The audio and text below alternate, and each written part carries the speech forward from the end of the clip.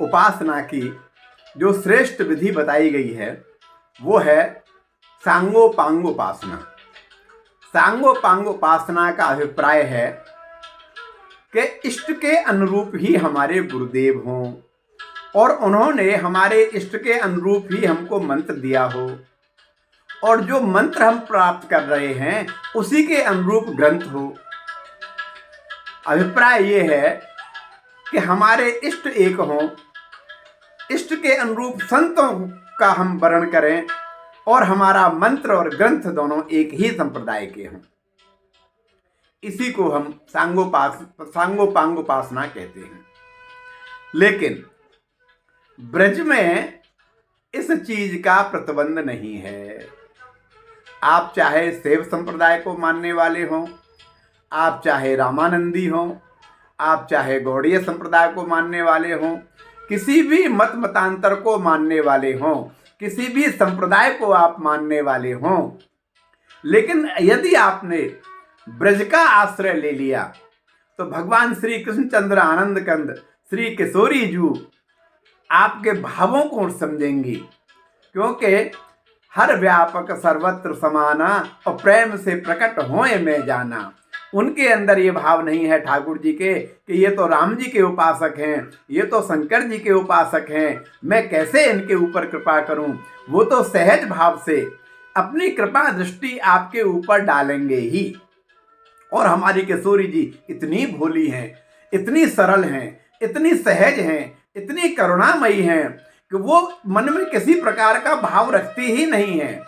वो तो बस ये देखती हैं कि इसने हमारे ब्रज का आश्रय लिया है, ये ब्रज में आके रह रहा है और कोई भी उपासना कर रहा हो, किसी भी विधि से हमारा नाम ले रहा हो, चाहे राम के रूप में, चाहे कृष्ण के रूप में, चाहे शिव के रूप में, चाहे देवी के रूप में, लेकिन ये ब्रज में रह रहा है, तो इसका उत्तरदायित्व हमारे ऊपर है, इसका निर्वहन करने की जिम्मेवारी हमारी है।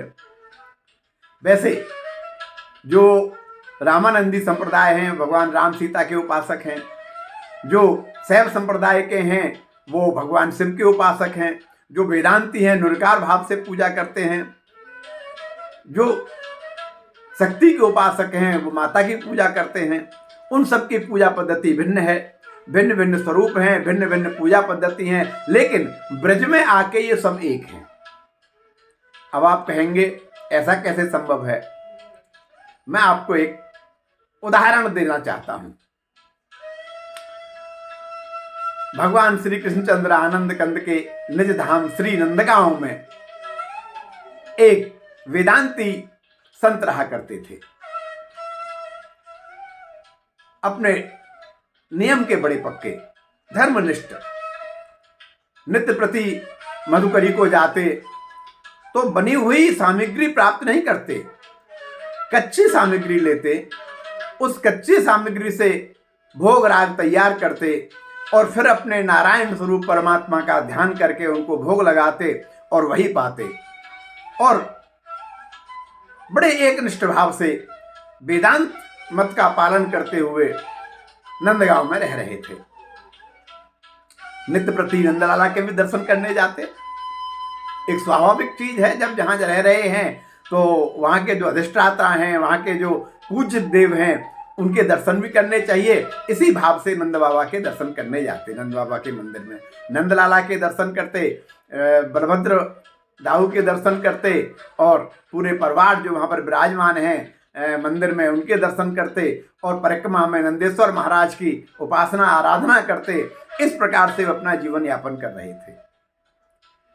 एक दिन जब वो मधुकरी के लिए एक माई के घर में गए और जैसे ही उन्होंने आवाज लगाई तो उन्होंने देखा कि उस ब्रजवासी माई के दो छोटे छोटे बालक महेरी खा रहे थे।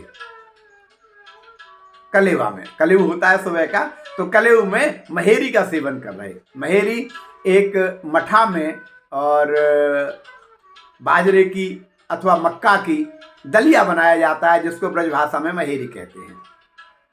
वो गुड़ के साथ में महेरी का सेवन कर रहे और बाबा एकटक दृष्टि से उन दोनों बच्चों को देख रहे।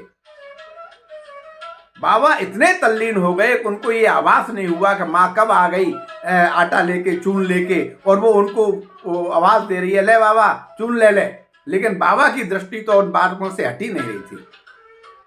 माँ ने एक दो बार उनको टोका, अरे बाबा क्या देख रहे हो बालकन ने, नजर लगावे को का, ले भिक्षा ले और जा। बाबा की तंद्रा एकदम भंग हुई। उन्होंने देखा भगवान श्री कृष्णचंद्र आनंद कंद और बलदाऊ जी दोनों महेरी का सेवन कर रहे हैं और दोनों हंस हंस के बतला रहे हैं, एक दूसरे को खिला रहे हैं, एक दूसरे का गुड़ छीण रहे हैं। ऐसी उन्होंने जब लीला देखी तो बाबा जो है भाव विभोर हो गए। उन्होंने कहा, माई आज मुझे ये भिक्षा नहीं चाहिए, आज कृपा करके अपने बच्चों की झूठन में से मुझे दे दे।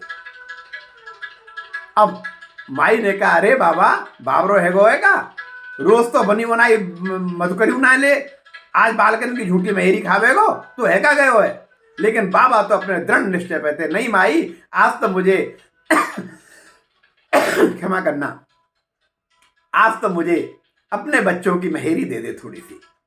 और साष्टांग दंडवत प्रणाम करके उन बच्चों की प्रदक्षिणा की, परिक्रमा की, और वो झूठी महेरी को प्रसाद के रूप में ग्रहण करके बाबा धन्य धन्य हो गए।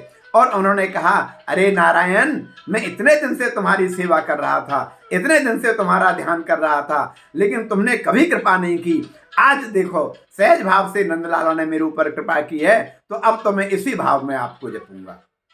और वो वेदांती संत महात्मा एकाग्र भाव से श्री किशोरी जी के, श्री कृष्णचंद्र आनंद कंद के अनन्य भक्त हुए। इस प्रकार भैयाओ, ब्रज में कोई मत मतांतर नहीं चलते, कोई संप्रदायवाद नहीं है। आप सिर्फ ठाकुर जी का नाम लीजिए, किसी भी भाव में लीजिए, किशोरी जी का स्मरण कीजिए। वो सिर्फ ये देखते हैं कि इन्होंने ब्रज का आश्रय लिया है, अब इनके जीविकोपार्जन का साधन और इनके ऊपर कृपा करना हमारा दायित्व है। वो अपने भक्त को कभी निराश नहीं करते, चाहे वो किसी रूप में भजे। इसलिए जब आप ब्रज में आए तो संप्रदाय भाव का त्याग कर दें। आप ये ना सोचें कि मैं रामानंदी हूं, मैं राम का उपासक हूं, मैं कृष्ण को कैसे नमन करूं। एक घटना और मुझे स्मरण हो आई है। जिस समय तुलसीदास जी महाराज वृंदावन में आए तो रंग जी के पीछे परशुराम जी का एक सिद्ध आश्रम था, वहां के महंत थे परशुराम जी, उनके पास आके रुके हुए थे। तो जब प्रातः मंदिर में दर्शन करने के लिए गए तो परीक्षा लेने के उद्देश्य से महंत श्री परशुराम दास जी महाराज ने तुलसीदास जी से कहा कि अपने अपने इष्ट को नमन करे सब कोई, और परशुराम बिन इष्ट के नमै सो मूरख होए। अब तुलसीदास जी के मन में यह बात चुभ गई। उन्होंने ठाकुर जी से प्रार्थना की कि कहा कहूं छवे आपकी, भले बने हो नाथ, तुलसी मस्तक नवत है धनुष बाण ले हाथ। हे प्रभु, मेरे मन में कोई दुराव नहीं है, कोई भाव नहीं है, लेकिन अब मेरी आपसे प्रार्थना है, मैं अपना मस्तक नवा रहा हूं आपके चरणों में, आप श्री रामचंद्र जी और सीता जी के रूप में दर्शन दें। तो क्या भाव हुआ कि कित मुरली कित चंद्र का, कित गोपियन को साथ, और अपने जन के कारण श्री कृष्ण भय रघुनाथ। वो जो श्री कृष्णचंद्र आनंद कंद जो अपनी अष्ट सखियों के साथ, किशोरी जी के साथ विराजमान थे, अचानक उनका स्वरूप परिवर्तन हुआ और वो श्री जानकी जी और श्री रामचंद्र जी महाराज के रूप में दर्शन देने लगे। हाथ में धनुष बाण आ गए, मुरली एक कहां चली गई पता ही नहीं है। और जब ये दर्शन दिए तो भक्त परशुराम जी महाराज जो वहां पे महंत थे, वो गोस्वामी तुलसीदास जी के चरणों में गिर गए। तो कहने का अभिप्राय ये है बंधुओं कि आप ब्रज में कोई संप्रदायवाद नहीं है, कोई मत मतांतर नहीं है, वहां ठाकुर जी साक्षात स्वरूप में विराजमान है। आप किसी भी नाम से पुकार लो, वो आपको दर्शन देंगे ही, आपके ऊपर कृपा करेंगे ही। इसलिए जितना शीघ्र हो सके धाम की शरण ले लो, वृंदावन की शरण ले लो, ब्रज की शरण ले लो। ये जीवन निस्वार्थ है संसार, इसमें कुछ भी नहीं है। जो कुछ भी है आज हमारे पास है। आज हम ठाकुर जी का नाम स्मरण कर लें, पता नहीं कल को हमारी इतनी शक्ति हो कि हम नाम स्मरण कर पाएं या न कर पाएं। क्या पता हम माला का संचालन कर पाएं या न कर पाएं।